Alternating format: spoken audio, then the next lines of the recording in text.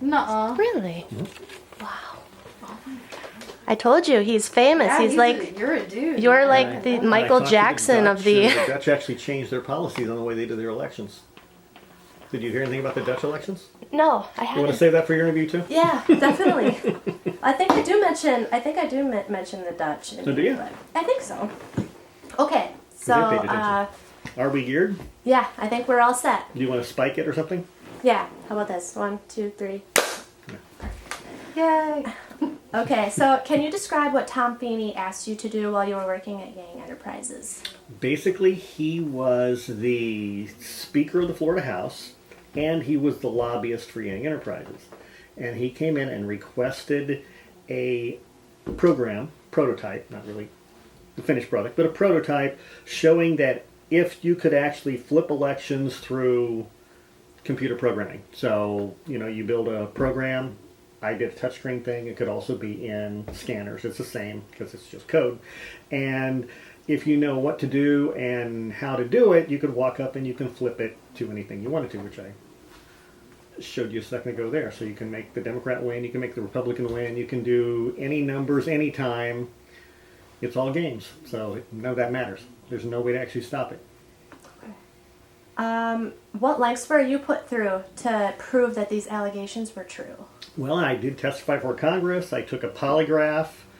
I submitted the code online so that all the geeks could look at it, because they'll want to complain about, well, it isn't fancy enough or something, But essentially showing them what it was and how easy it is to do, because to flip an election is roughly 20 lines of code in a 100,000 line program.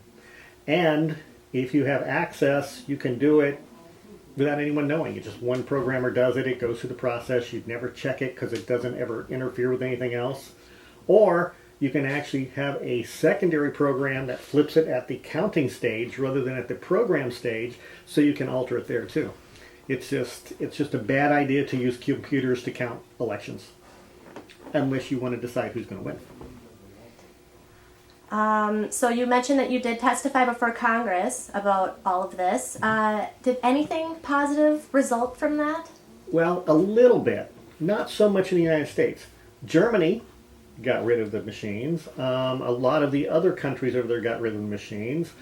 America simply kind of ignored it and let it go. There was a big push for more validation, but it was almost more of a con than actually trying to fix the problem, because they said, okay, we're not going to use machines, but we're going to use scanners, which is the same problem, exactly the same problem.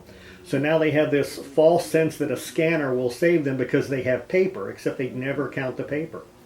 In Iowa, went 100% paper.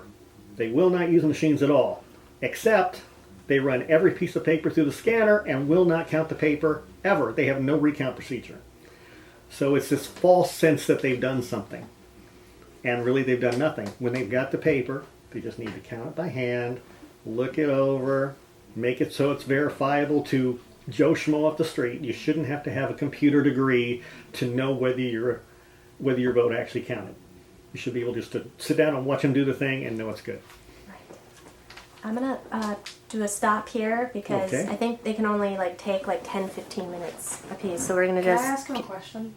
Sure, yeah, go ahead. So, Do a second set of questions.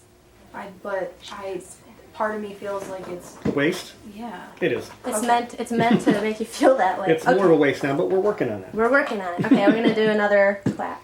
1, 2, 3. All right. So the problems with our current system. What is the problem of having proprietary software black box voting systems? Well, obviously, you don't know what's in it, and the election officials don't know what's in it either. In fact, they couldn't, because unless they are computer programmers, even if they had the source code in front of them, they wouldn't be able to read it. And even if they had it in front of them, unless they did the compiling of the source code, they don't know that the executable they're running is actually the source code that they're looking at. In fact, back when I was doing my programmer thing, I did a lot of blueprinting, and I would go around and I would find companies that had issues with their executables that weren't running right. And then they had source code, except half the time you'd find that the source code didn't match the executable at all. When you tried to recompile it, it never matched up. And if it's off even a byte, something's wrong. You don't know what's wrong unless you do a complete reconstruction, which you can do, but it takes hours and hours and hours and it's very expensive. So, it's just silly. They have no way of verifying it. So you just answered my question that they don't audit, they don't verify the code that's going in these machines. So They can't. They don't have the capability of doing so. Unless, like, these elected officials, the ones that are part of the board, were all, like you, just computer programmers, familiar with the code. Like, is that the next step? We just get a bunch of computer programmers? No, you make a system where you don't need computer programmers. Okay. Because the worst thing you can have is this elite group of people, and they're the only one who knows what's going on. Because what if the 5 people that know what's going on decide they want somebody to be president? No one will be able to contest it because now they control the game. And it's impossible to find programmers that are going to be necessarily the most responsible people in the world. As coders, generally, we write whatever we're told to write. Because we like the game and the creation, we don't really care what the outcome is. So, as sad as that seems. So, you don't want coders that actually know what's going on. You want people to know what's going on. When you go out to vote, you should be able to know that your vote counted. You shouldn't have to depend on somebody with a doctorate to tell you it did. Or a politician, or an administrator that has no idea how to run a computer barely, and yet he's going to tell you that, yes, this is the code and we verified it. Because he has no clue what he's talking about. I heard a report that there's 87% of our voting systems in the U.S. are run by 3 private corporations. I just find it baffling that elections they're publicly funded and everything by the taxpayers, and yet they're being run privately, and we don't have any access to the code. We can't see it. They don't release the code. Does any of this surprise you? No. No. It pretty much is. Well, honestly, if you release the code, then you'll find people that will be able to hack the code. So that is the theory behind it. But if you don't release the code, it could already be hacked. So you just don't know it's hacked is the only problem. So let's say in this last election, the Russians infiltrated one of these 3 companies. They can. They have the resources, the ability, they can do it. And they can hire some American who would gladly do it for the right amount of money. Come on, that's just the way we are. So all they have to do is go and make a few minor changes, 20 lines of code, insert it in there, boom, it's gone. If it's done modular, at the end of the election, it can actually eat itself. So those 20 lines completely disappear, even if they checked it. And they go to great lengths not to let you check it. So in the Florida election, this office filed the Florida recount request, and the courts basically said no. If the administrators of the election don't disagree, if the politicians are happy with the election, then it's fine. People don't need to know. And that is the wrong way to look at it. Because first of all, they wouldn't know, and second of all, if they did know, they probably wouldn't tell on themselves. Because you're not going to get elected again if you held an election that you can't verify. So it's just a crazy process. And so to many people, myself included, the answer just seems simple. It's just ban all of the voting machines. But just reading on some of the former interviews you gave, you don't really necessarily believe this is a good idea, right? Well, the problem is that the press and even the people want to know the minute after the polls close who won.